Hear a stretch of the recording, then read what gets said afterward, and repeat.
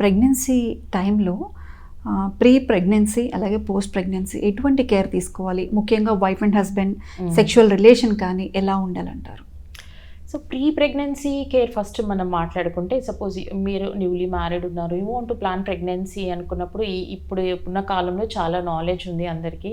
But still I advise మీరు ఒక డాక్టర్ని, ప్రాపర్గా గైనకాలజిస్ట్ని సంప్రదించి మీకున్న హెల్త్ ఇష్యూస్ని డిస్కస్ చేసుకోవడము. సో ఇప్పుడు అదేంటంటే ఫీమేల్స్కి ఇప్పుడు పీరియడ్స్ ప్రాబ్లమ్స్ ఉంటాయి చాలా వరకు. కొంతమందికి రెగ్యులర్ పీరియడ్స్ ఉండొచ్చు, కొంతమందికి హెవీ మెన్స్ట్రల్ బ్లీడింగ్ ఉండొచ్చు, సో తక్కువ బ్లీడింగ్ కూడా అవుతుండొచ్చు. సో మీ మెన్స్ట్రల్ హిస్టరీని మీ డాక్టర్ గారితో డిస్కస్ చేసుకోవడము.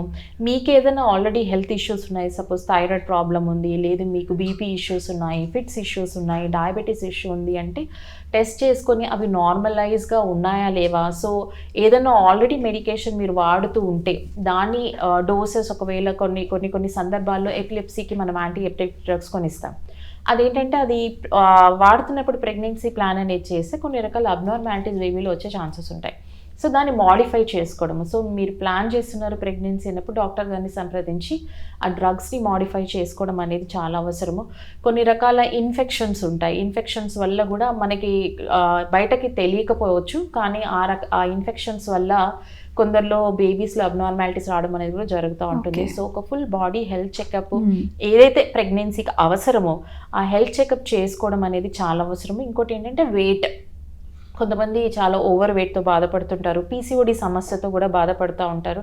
సో అలాంటి వాళ్ళు ఒక ఐడియల్గా వెయిట్ ఎక్సర్సైజ్ ద్వారానో డైట్ ద్వారానో వెయిట్ మేనేజ్మెంట్ చేసి వెయిట్ తగ్గి ఒక ఐడియల్ వెయిట్కి రావడం అనేది చాలా అవసరం. ఎందుకంటే ఆల్రెడీ ఒబీస్ ఉన్న వాళ్ళకు, ఓవర్ వెయిట్ ఉన్న వాళ్ళకు ప్రెగ్నెన్సీ పాజిటివ్ అయిన తర్వాత ఆటోమేటిక్గా ప్రెగ్నెన్సీలో కూడా వెయిట్ గెయిన్ ఉంటుంది. So because already over weight ఉండి ఈ వెయిట్ గెయిన్ ఆ వెయిట్ గెయిన్ కలిసి చాలా రకాల కాంప్లికేషన్స్, డయాబెటీస్ కానీ హైపర్ టెన్షన్ కానీ చాలా రకాల కాంప్లికేషన్స్ వచ్చే ఛాన్సెస్ ఉంటాయి. కాబట్టి సో ముందే వెయిట్ని మేనేజ్ చేసుకోవడము, ఏవైనా అలవాట్లు స్మోకింగ్, ఆల్కహాల్ అలాంటివి ఏమన్నా ఉంటే అవన్నీ ఆపేయడము అనేది కూడా చాలా అవసరము. ఇది కాకుండా medical point of view folic acid supplements.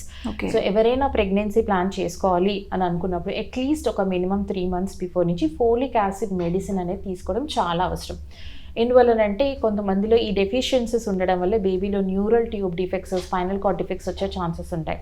So ఒక minimum 3 months before planning pregnancy folic acid supplements తీసుకోవడం వల్ల చాలా వరకు ఈ న్యూరల్ ట్యూబ్ డిఫెక్ట్స్ బేబీస్లో, పుట్టబోయే బేబీస్లో రాకుండా మనము ప్రివెంట్ చేయడం అనేది జరుగుతుంది.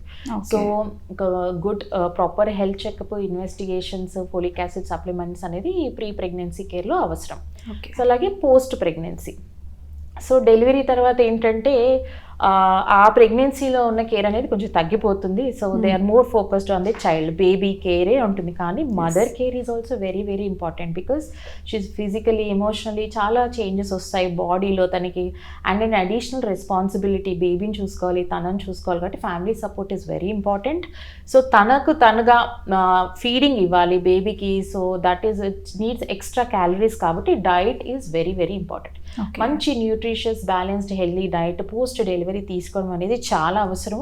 సో మేము చూస్తుంటాం చాలా వరకు పేషెంట్స్ డెలివరీ అయిన తర్వాత ఇంట్లో వాళ్ళు వాటర్ కూడా సరిగా ఇవ్వరు, డైట్ కూడా చాలా రిస్ట్రిక్షన్స్ పెడుతుంటారు. సో అది యాక్చువల్లీ ఇట్స్ రాంగ్. ఆ వాటర్ ఇంటేక్ సరిగా తీసుకోకపోవడం వల్ల కాన్స్టిపేషన్ రావడము, దానివల్ల పైల్స్ ప్రాబ్లమ్స్ రావడము, యూరినరీ ట్రాక్ట్ ఇన్ఫెక్షన్స్ రావడం అనేది చూస్తూ ఉంటాం. So adequate hydration is very very important in the post partum period. So diet, hydration and wound care. ఆ డెలివరీ అనేది సిజేరియన్ వల్ల అయి ఉండొచ్చు, లేకపోతే నార్మల్ డెలివరీలో ఎపిసియోటమీ సూచర్స్ అంటాం. సో ఆ వూండ్ కేర్ అనేది కూడా చాలా అవసరం. ఎందుకంటే ఫస్ట్ 6 weeks మనకు మదర్ యొక్క హీలింగ్ ఫేజ్ నడుస్తూ ఉంటుంది. సో ఆ టైంలో వూండ్ కేర్ తీసుకోకపోతే దానివల్ల కూడా వచ్చే కాంప్లికేషన్స్ చాలా ఉంటాయి.